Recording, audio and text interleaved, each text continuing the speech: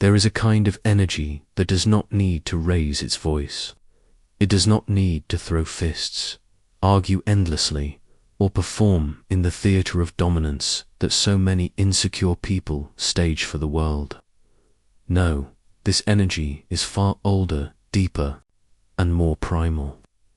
It is the quiet force that resides in those who have faced their own shadows and survived. It is the aura that radiates from a human being who has already walked through the fires of humiliation, betrayal, heartbreak, and struggle, and has come out the other side with a spine carved from stone. When people encounter you and feel this energy, they cannot quite describe it. They will not always admit it, but deep in their bones, they sense it. This is not a person to be crossed. Think about it. In every social interaction, whether in the workplace, in relationships, or even in casual encounters, there are invisible negotiations of power. Some people radiate desperation, begging for approval with every gesture. Some radiate weakness, leaking insecurity in their tone and posture. Others radiate aggression, a fragile loudness that masks deep fear. But very few radiate the kind of energy that makes others pause, hesitate, and reconsider before ever thinking of crossing them. This energy is not about physical size. It is not about wealth. It is not even about being the loudest voice in the room. It is about inner gravity, the magnetic, immovable presence of someone who knows themselves, who has walked with their demons, who has tamed their chaos without erasing it. Have you ever noticed how wild animals instinctively know which creature is too dangerous to attack? Even without a sound, without a display of teeth, the energy communicates, "I am not prey. Approach at your own risk." Humans, though clothed in civilization, respond to the same archetypal signals. This is why some people are constantly tested, disrespected, and taken advantage of, while others walk through the same world and find that even their silence commands respect. The energy that makes people afraid to cross you is not about threatening others. It is not about carrying a weapon or flexing power or constantly reminding others of your strength. It is about the deep alignment between your inner world and your outer presence. It is about radiating the unshakable truth that you cannot be manipulated, you cannot be bullied, and you will not tolerate disrespect. This kind of energy emerges from suffering. It comes from the years you spent swallowing pain in silence, until silence itself became your armor. It comes from the betrayals that taught you to never again hand over your soul so cheaply. It comes from the humiliations that burned away your illusions and forced you to meet the raw, unfiltered version of yourself. Most people never reach this place. They avoid their shadows, they numb their pain, they beg for acceptance, and they dilute their energy in the endless game of people-pleasing. But the rare ones, the rare individuals who decide that their dignity is worth more than temporary comfort, they cultivate this force. And when they walk into a room, even without saying a word, people sense it. They sense the sharpness of your boundaries, the cold steel of your presence, the refusal to play submissive roles in anyone else's drama. And here lies the paradox. The people who carry this energy do not even try to intimidate. They do not seek to be feared.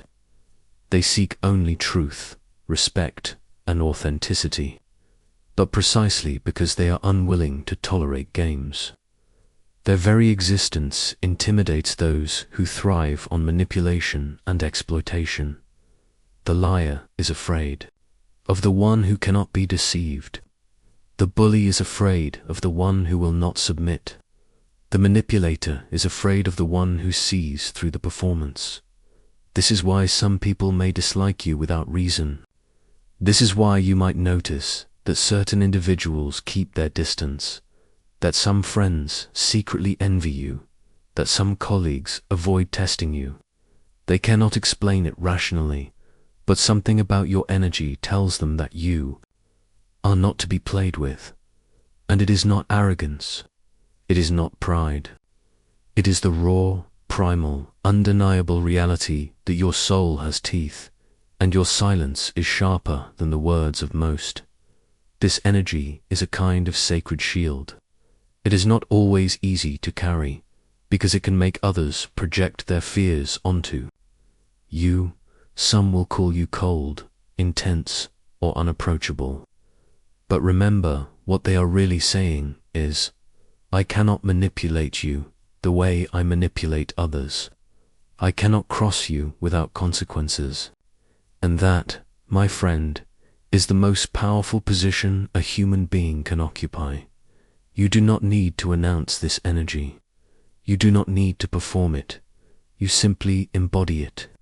Through your posture, your eyes, your refusal to justify yourself, and your complete indifference to the games others play, you radiate a presence that says, I will not be crossed. And if you try, you will regret it, not because I will destroy you, but because you will destroy yourself against the wall of my unshakable self-respect. This is the energy that makes people afraid to cross you, not because you are dangerous in the way they imagine, but because you are sovereign in the way they cannot understand. And the path to cultivating this energy is not an easy one. It requires shadow work. It requires pain. It requires letting go of the desperate need to be liked. It requires becoming your own anchor in a storm that others will never comprehend. But once you embody it, once you have it, your very presence changes. The world responds differently. People look at you differently. They choose their words carefully around you. And those who do not, well, they quickly learn why crossing you was the worst mistake they could have made. There is a presence within you, a force that exists not in your physical strength, but in the depth of your psychological energy. It is not measured in how loudly you speak, nor in how often you assert yourself. It is measured in the silence you carry, in the quiet authority that emanates without explanation. People may not always understand this energy, but they feel it. They sense it when you walk into a room, when your eyes meet theirs, when you say nothing yet communicate everything. Why do people grow afraid to cross you? It is not because you threaten them directly. It is not because you demand respect. It is because your very energy suggests that you have mastered the invisible realms of self-control, self-belief, and inner stability. And in a world where most people are prisoners of their impulses, their insecurities, and their desperate need for validation, encountering someone who is immune to these traps unsettles them. Your energy becomes a mirror, and in that mirror, people see their own lack of discipline, their own weakness, their own uncentered lives. They realize, often unconsciously, that you cannot be easily manipulated. They see that you are not swayed by flattery, not shaken by insults, not broken by silence. That terrifies them. Why? Because most conflict in this world is built on reaction. People poke, provoke, and prod because they want you to react. They want you to show anger, to defend yourself, to lose your calm because, in your reaction, they gain control. But when you master your energy, when you refuse to react out of compulsion, you deny them that power. This is the core of psychological dominance. The man or woman who does not flinch, who does not explain, who does not need the world's permission to stand tall, this is the one who commands fear without raising their voice. People cross the weak because weakness invites disrespect. But strength, true strength, is not in flexing your muscles or proving your worth. True strength is in the energy that makes people pause before they test you. Think about the lion. The lion does not roar all day to prove it is the king. It rests in silence, and yet every creature in the savannah knows its presence. It is not the sound that intimidates, it is the aura. That is the same with you. When your energy is grounded in deep self-awareness, people instinctively hesitate before they cross you, because they sense there will be consequences, not necessarily physical consequences, but consequences to their own sense of control, to their own standing, to their own dignity. You see, people often fear what they cannot predict. The person who reacts emotionally is predictably can push their buttons and watch them explode. But the person who stays still, who watches, who does not immediately respond, that person is unpredictable, and unpredictability is terrifying. When they cannot anticipate your move, they cannot control the game. This is why the strongest energy you can carry is not aggression, but composure. And let me tell you this, composure is not weakness, it is the highest form of power. To keep your silence when others shout, to hold your ground when others tremble, to remain unmoved when others scheme, this is power that no one can counterfeit. This is the kind of energy that makes people think twice before crossing you, because deep down, they know that if you choose to act, you will act with precision, not impulse. You will not scatter your energy in noise, you will direct it like a blade. There's another dimension to this. People are not only afraid to cross you because of what you might do, but because of who you are. Energy speaks before words. When someone with scattered, chaotic energy walks into a room, you can feel its restlessness, the desperation, the insecurity. But when someone who has mastered themselves walks in, you also feel it. The calm authority, the unshakable self-possession. This kind of presence cannot be faked, because it is born from years of inner battle, years of confronting yourself, years of discipline that most people have never endured. So when they meet you, they know, this is not someone I can play games with. This is not someone I can easily manipulate. This is not someone I can control with lies, flattery, or intimidation. And because they know this, they are afraid to cross you. Not because you have threatened them, but because your very existence threatens their illusions. Understand this. Fear is not always loud. Sometimes fear is silent. It shows itself in hesitation, in nervous laughter, in the subtle change of tone when people speak to you. It shows itself in their caution, in the way they measure their words, in the way they avoid testing your boundaries. This is the invisible weight of your energy. But here's the truth. You do not cultivate this kind of energy by accident. You earn it. You earn it by refusing to live like everyone else. You earn it by saying no when others say yes to every distraction. You earn it by disciplining your mind when others surrender to chaos. You earn it by walking away from fights that don't matter, by saving your energy for battles that do. You earn it by living in alignment with your values, not in slavery to other people's opinions. Every time you choose self-control over indulgence, every time you choose discipline over weakness, every time you choose silence over unnecessary arguments, you are building this energy. You are sharpening it. You are turning yourself into the kind of presence that does not need to prove itself, because it already radiates authority. And so, people are afraid to cross you, not because you say you are powerful, but because you are powerful. They see it, they feel it, they know it. And once they know it, they cannot unsee it. This is the psychological weight of your energy, the unspoken law that governs how people treat you. If your energy is scattered, people will dismiss you. If your energy is weak, people will exploit you. But if your energy is unshakable, people will respect you even if they don't like you. Because fear and respect, when rooted in energy, go hand in hand. There is an invisible line that exists between you and the rest of the world. It cannot be drawn on paper, it cannot be measured in miles, and it cannot be documented in law books. But it exists. That line is the boundary of your being, and when you enforce it with unshakable conviction, when you show the world that you will not bend simply to make others comfortable, that line becomes electrified. People sense it before they even test it. They feel the hum of your energy in their bones, and this is why they grow afraid to cross you, not because you scream, not because you intimidate, but because you radiate a boundary so strong it cannot be ignored. Most people are terrified of confrontation because they lack boundaries.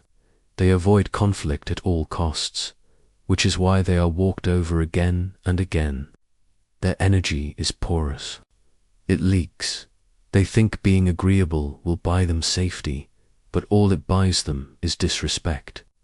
The predator inside others can smell their weakness. Like wolves circling an injured deer, people sense who they can push, who they can manipulate, who they can cross without consequence. But the one who embodies the energy we speak of today, the one whose presence alone makes people think twice, this person radiates something entirely different. They do not need to bark. They do not need to clench their fists. They do not even need to raise their voice. The energy of their boundary is louder than any threat. This aura of boundaries is not created overnight. It is the result of countless decisions where you refuse to betray yourself for comfort, where you chose truth over convenience, where you accepted being disliked rather than disrespected. Each time you made such a decision, the line around you grew thicker, brighter, and sharper, and people began to notice. They didn't always say it, but they felt it. Suddenly, those who once joked at your expense held their tongue. Those who once dismissed your time began asking permission before intruding. Those who once treated you like an option began realizing they could lose you entirely. Here's the paradox. True power doesn't announce itself with volume, it whispers through presence. Think about the leaders in history who commanded nations. Many of them didn't need to scream to make their point. They didn't run after others begging for compliance. Instead, their silence was heavy, their gaze unflinching, their energy undeniable. That same principle applies to you in your daily life. When your boundaries are intact, when your energy is fortified, your presence becomes enough to alter behavior without a single word being spoken. This is why people grow afraid to cross you. It's not fear of punishment, it's fear of exposure. Because when they look at you, when they feel the firmness of your energy, they see themselves reflected. They see their own games, their own manipulation, their own deceit, and they know it won't work on you. You become a mirror they cannot distort, a wall they cannot move, a force they cannot cheapen. And that is terrifying, especially for those who thrive on exploiting the weak. Now, let me tell you this. Many will not admit they fear you. Instead, they'll call you cold, intimidating, too much. They will wrap their fear in criticism to disguise their discomfort. Do not be fooled. These words are not insults. They are confirmations. They are proof that your energy is being felt exactly as it should. If the world is too comfortable crossing you, then you have failed to protect your sacred space. But if the world whispers your name with unease, if they hesitate before testing you, then you have succeeded. And what is the price of this aura? It is loneliness, sometimes, because the stronger your energy, the fewer people will dare to approach with shallow intentions. The circle around you will grow smaller, but here lies the blessing. Those who remain will respect you, will value you, will treat you as you demand to be treated. Weak energy attracts parasites. Strong energy attracts allies. And if you must sacrifice quantity for quality, then so be it. Remember this: the energy that makes people afraid to cross you is not cruelty, is clarity. It is the clarity of knowing who you are, what you will allow, and what you will never tolerate. And clarity, my friends, is rare. It is rare because it requires discipline, courage, and the willingness to stand alone. Most will never achieve it, but for those who do, life changes. You no longer live reacting to others. You live commanding your own space, and the world adjusts accordingly. This is the third layer of that energy, the aura of boundaries. It is the invisible shield that protects you, the silent command that dictates how others treat you. And once it is in place, once you truly embody it, you will notice something profound.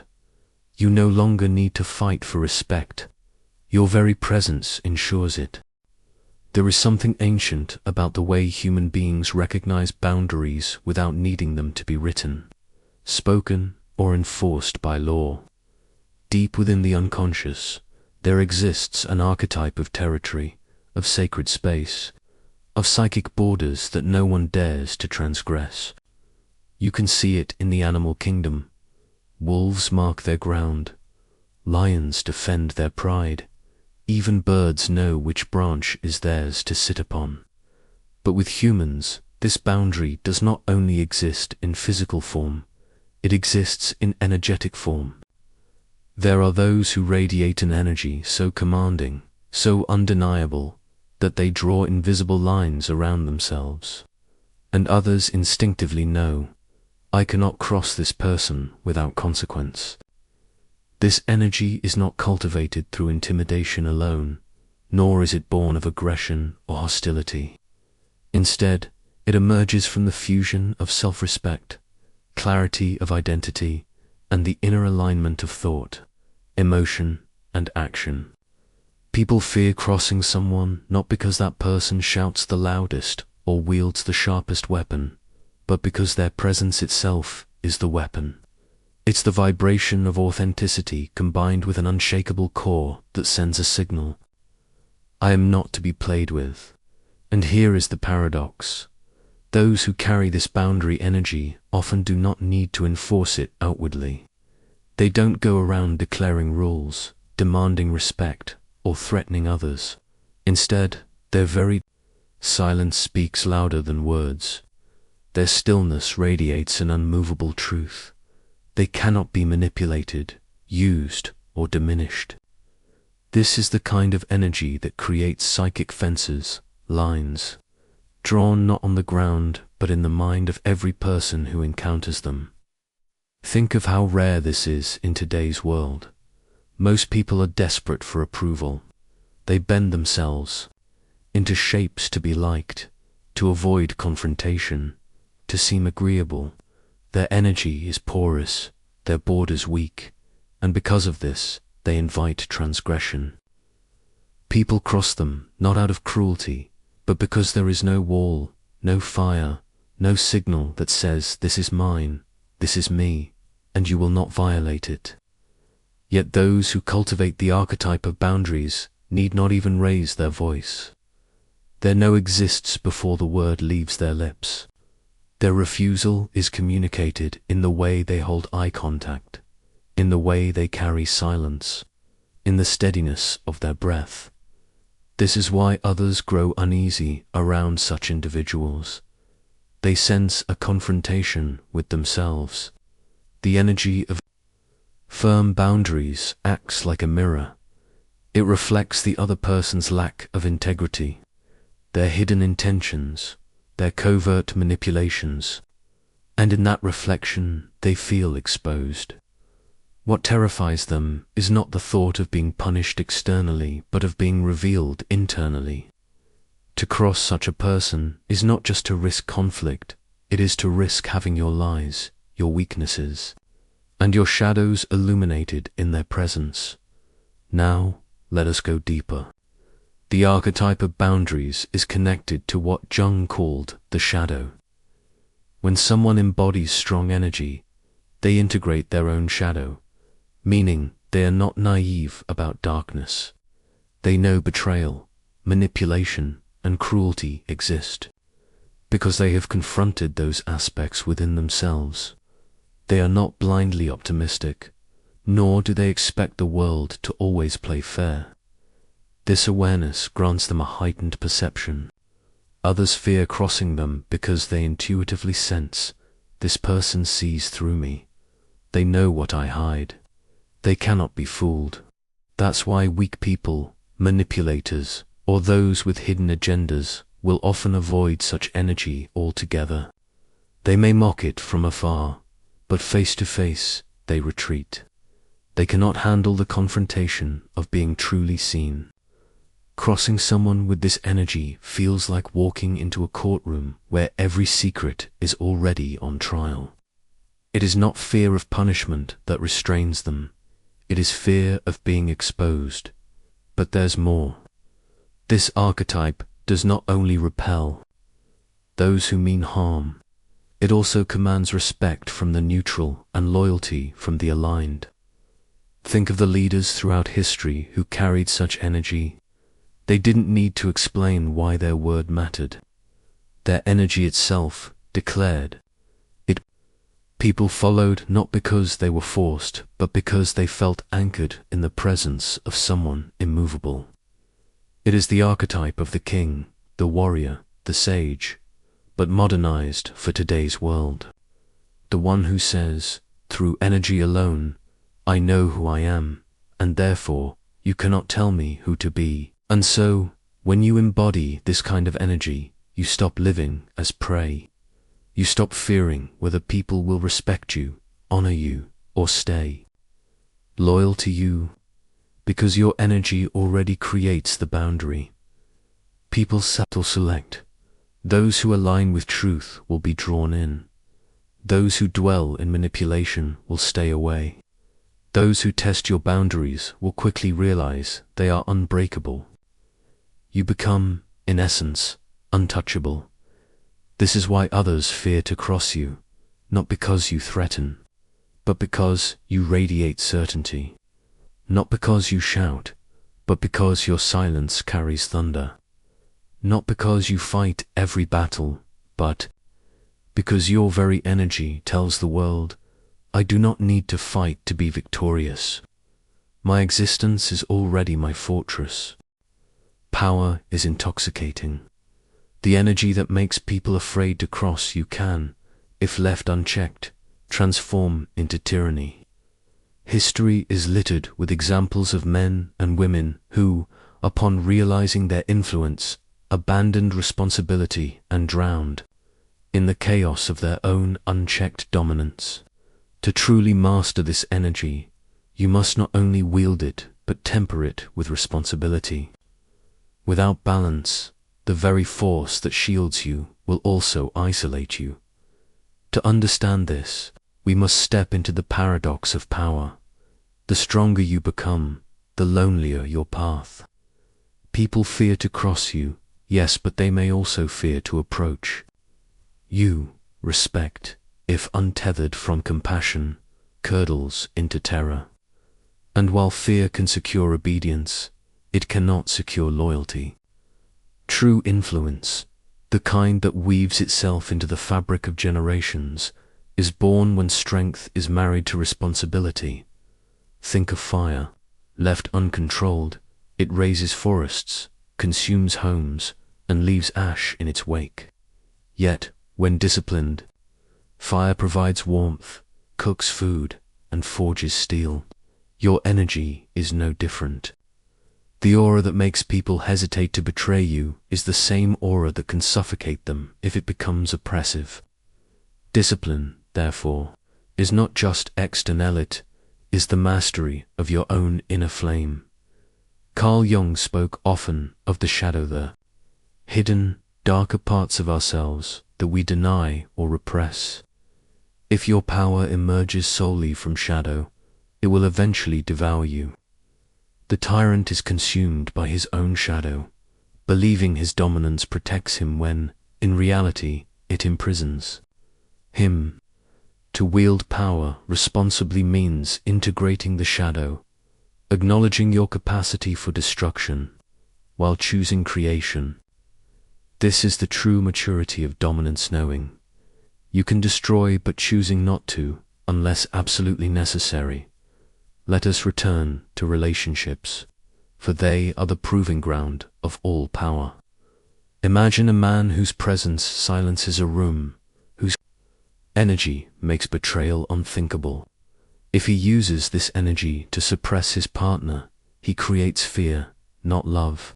And fear, though effective in the short term, erodes intimacy over time.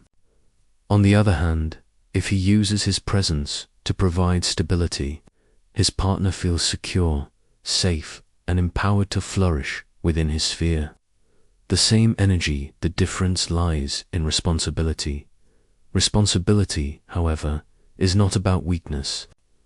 It does not mean bending to appease everyone. It means understanding the weight of your presence and wielding it with intention. The lion does not apologize for his roar, but neither does he roar endlessly to remind the savannah of his strength. He roars only when necessary, and his silence carries as much weight as his sound. To live this balance requires self-awareness.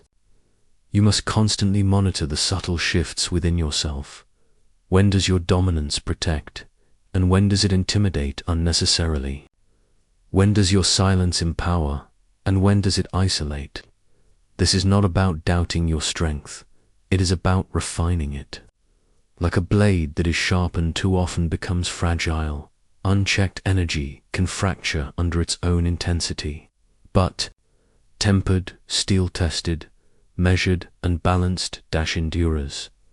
There is also a generational responsibility attached to this power. If you wield it recklessly, you pass down cycles of trauma. Sons learn to dominate without compassion. Daughters learn to fear strength rather than trust it. But if you wield your energy with balance, you pass down something greater, a legacy of stability, resilience, and respect. Future generations inherit not just your strength, but your wisdom. And here lies the ultimate truth. People fear to cross you not only because of what you could do to them, but because of what you represent. Within them, you mirror back their own weakness, their own avoidance of responsibility, their own refusal to confront the darker parts of themselves. To be a man or woman of true power means shouldering not only your personal battles, but also becoming a mirror for others' shadows. This is not an easy responsibility. It will cost you comfort, relationships, and sometimes even love. But it will grant you something far greater, the unshakable respect of existence itself. The balance between power and responsibility is not a final destination, but a constant practice. Some days you will lean too far into dominance. Others you will err on the side of restraint. What matters is the awareness, the willingness to recalibrate, and the courage to admit when you have erred. This humility does not weaken your presence, it strengthens it. People fear to cross the one who can admit mistakes, for it signals that his strength is not fragile ego, but unyielding truth. To conclude this section, remember, the energy that makes people afraid to cross you is a gift, but it is also a burden. Use it recklessly, and you will burn bridges until only isolation remains. Use it wisely, and you will command respect, not through fear alone, but through reverence. That is the highest form of power, not to be feared because you could destroy, but to be honored because you choose to build. At the end of everything we've unraveled, one truth stands unwavering. The energy that makes people afraid to cross you is not about theatrics, noise, or empty intimidation. It is about essence. It is about the vibration of a life lived in alignment with strength, purpose, and inner certainty.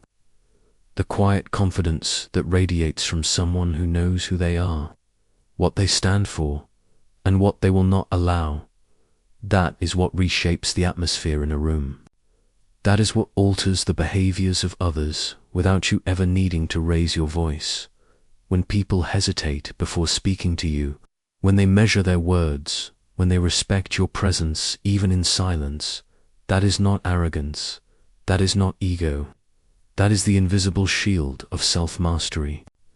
It is the crown earned by facing your own shadows, burning away your own weaknesses, and standing taller than the storms that once tried to destroy you. This energy is forged in struggle. It is paid for with sacrifice. It is protected by boundaries that are no longer negotiable. And here's the truth most will never understand. People do not fear you because you are cruel.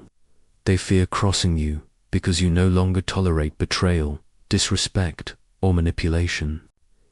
They sense that your time is too precious, your path too sacred, and your spirit too awakened to allow them to play games with you.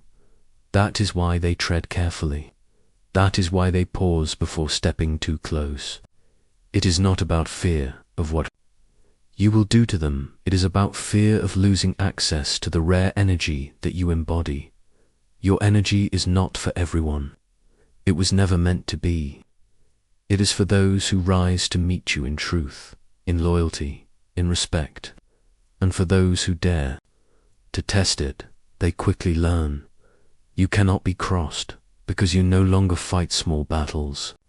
You simply step aside and let people walk out of your empire, knowing full well they cannot touch the kingdom you have built within yourself. So carry this energy not as a weapon, but as a shield, not as a means to dominate, but as a way to protect the sacredness of who you are becoming. Walk with it, stand with it, live with it, and remember, those who are unsettled by your presence were never meant to stay. Those who rise to respect it are the ones destined to walk with you. The energy that makes people afraid to cross you is the same energy that will guide you to your destiny. Protect it, honor it, live it.